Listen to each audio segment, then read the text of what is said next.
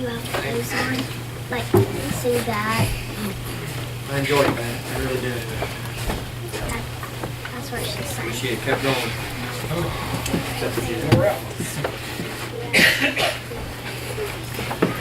Need your prayers this morning. That's what. I had a lot go through my mind just listening. Yeah, I know. Something. But I know that if I can, like Pat told, if I can just get myself out of the way, then it'll be good. Okay. This time of year, it seems like society and the world get a little more charitable, more apt maybe to mention God or church. And, there's a reason for that. You can say that it's the season of giving. Happy holidays. Society can tell you that it has nothing to do with the real reason behind Christmas. But there is a reason. And that reason is Jesus Christ.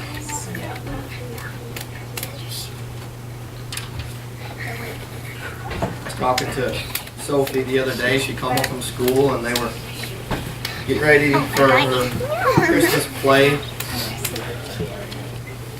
And they had a little assignment in class, and it was come up with why Christmas is important to you, why it's special. She wrote down because it's Jesus' birthday. And it made me awful proud. Yeah.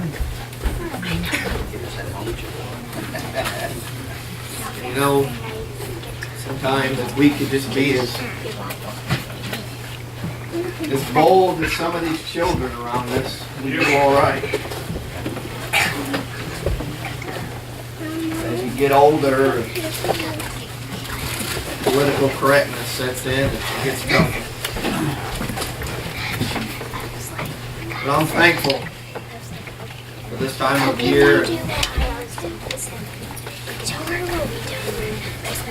The book of Isaiah, This is what we did. 9th chapter. When I spent the night with her. I was reading this little scripture. It says, "For unto us a child is born. Yeah. Unto us a son is given. And the government shall be upon his shoulder. And his name shall be called Wonderful, Counselor, the Mighty God, the Everlasting Father, the Prince of Peace." The number one job that the governor has is they have the final say in legislation. There's other branches, but they are the ones that have the final say on whether something gets passed. Okay, stop. You're creeping me out. My Lord, you got some legislation passed one day. Up on a cross on Mount Calvary. And they nailed him to the tree. He passed that legislation. Let's play with our hands. And I'm so thankful for it. When they were beating him, and he was trying to carry that cross up that hill, and they were stoning him every step of the way. And they were whipping him. And I love to read when Mary fought her way through that crowd. This was her son. Let's play with our hands. Fought her way through the throng that was mocking him and beating him. No doubt had to get down and crawl and fight through him. And she come up to Jesus, and right as he fell and stumbled, and she got down and just reached out and touched him. No doubt just begging for mercy for my son, for my boy.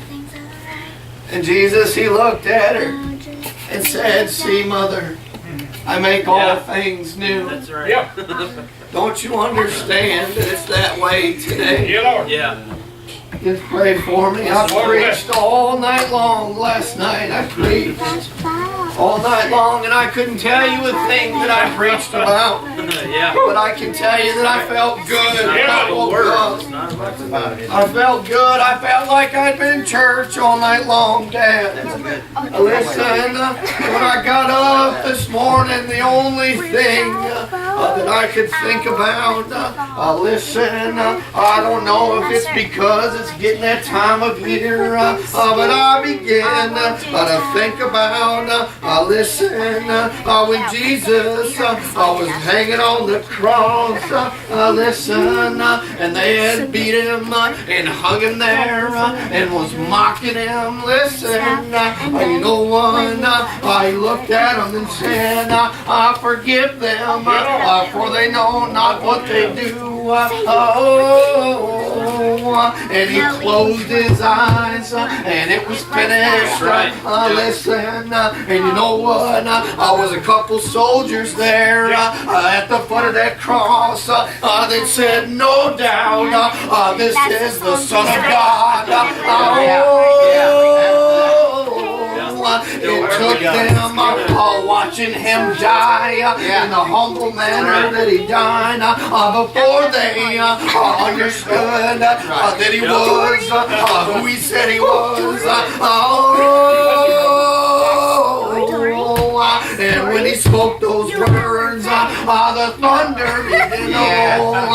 Listen, the sky began to darken, and the ground began to shake, and that temple was written to split right down the middle. How many times did he tell them, listen, I'm going to break this temple, and in 3 days I'm going to rebuild it. Listen, oh God, people, you know, when he had been dead for 3 days. Listen, I've been dead and gone. And you know what? A couple of his disciples were walking along, and they were talking. And here comes Jesus, but their eyes were hidden from them. Listen, and they were sad. Listen, and Jesus come to them. And he said, what manner of communication is this that ye walk together and are sad? And they looked at him and said, are you a stranger? Don't you know what's happened here? The one that we thought was the Christ come to save us. They killed him, and he's been gone for 3 days. And Jesus took them all the way back to the beginning and exposed the scripture to them there and took them all the way up. Oh, not these things have happened. And as they walked along, the evening come.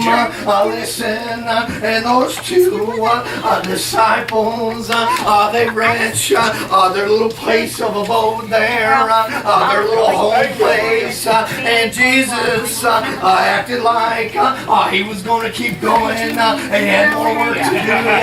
But oh God, they clung to him and said, please, the evening is late, come and eat with us and stay with us. And so Jesus went in that little home place. Oh God, and when they sat down to eat, he took that bread and he blessed it and he broke it there, and their eyes were open. And Jesus sat with them there, and then he was gone. Oh God, I love what that one brother said. To the other one, did not our hearts burn learned when he was with us, when he opened the scriptures. Did it not cut you like it did me? But oh God, you know what? That wasn't the last time that them boys seen him. He come to them when they ran off to tell the others, we've seen Jesus. Everything he said was true. He's come back. Listen, you know what? I pour water on myself. I'll do it to myself if you don't. And you know when they left there, they ran to the others. Throats about closed up. And they ran to them there, and they were up in a little room. And they went and started telling them about Jesus and how he'd come. And it said Jesus himself stood in their midst, right with them. And he looked at them and he said, peace be unto you. And they were terrified. And they were frightened. Because they thought that he was a spirit, that they had seen a ghost. And he rebuked them and he looked at them and said, why are you troubled? Why do thoughts arise in your hearts and in your minds? And he didn't stop there. He looked at them and said, just like old Thomas who had doubted. He looked at them and said, behold my hands and my feet. Come and feel of them. And know that they are flesh and bone. Listen, which the Spirit hath not. And I often wondered why he said flesh and bone and not flesh and blood. Listen, you know what I realized? It's because he left his blood on top of that mountain. Listen, he let all of it fall from his body. Listen, for you and for me. That's easy. But with a nail in my ear. And he looked at him and he said, children, have ye any meat? He was hungry. And just like when he was hanging on that cross and he cried out and said, I thirst. He wasn't talking about natural food. He wasn't talking about it. He was hungry. He was hungry for his children. And you know, you were talking about Papa. You get you the song ready. I don't think I can do much. You were talking about when you was at work and God saved you physically. You know what it took me back? Other than when Livy was born and we was in the hospital for a few weeks there. I think one of the lowest times in my life, other than that, was when we were living up in Virginia and I was working swing shifts back and forth and weren't able to come out to church as much as we wanted to, and I felt like a zombie for about a year there. And you know, we lived up in the middle of nowhere on those windy roads, and I remember feeling so low on the drive home one night. It was probably 4 o'clock in the morning. And I remember crying on my way home. Listen, just begging for God to lift that burden from me, to speak to me. Show me, God, that you still love me. Show me, Lord, then I'm still one of your children. Give me something. Listen, and I got to the point to where I said, just make a deer run out in front of me. Show me something. Listen, and I got done praying, and I just reached up and turned the radio on.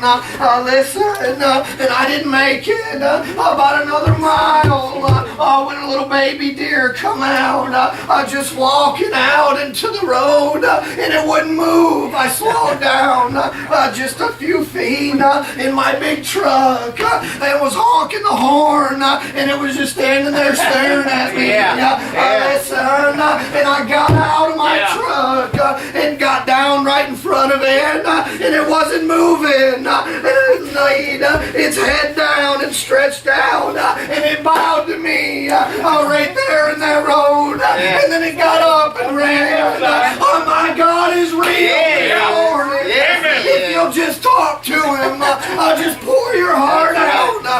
Get away from the noise. Get away from the distractions and speak to him. And he'll listen. He knows how to talk to you. Go ahead. Just get away and speak to him in sincerity. And mean it from the bottom of your heart. I can't promise you a lot in this world, but I can promise you if you do that, he will listen. That's right. He will talk to you. He's talked to me. He's talked to me in my time of need. He's talked to me. He's spoken to me, whether it's in a dream or just like I'm sitting here talking to you. I've heard him talk to me. He knows what you need. He knows what you need. And oftentimes the one thing that he repeats to me is, have I not always provided? Sometimes I just need a reminder. Church doors are open. Prayed. You feel like God's heard you. You want to make it known. You come on home. When he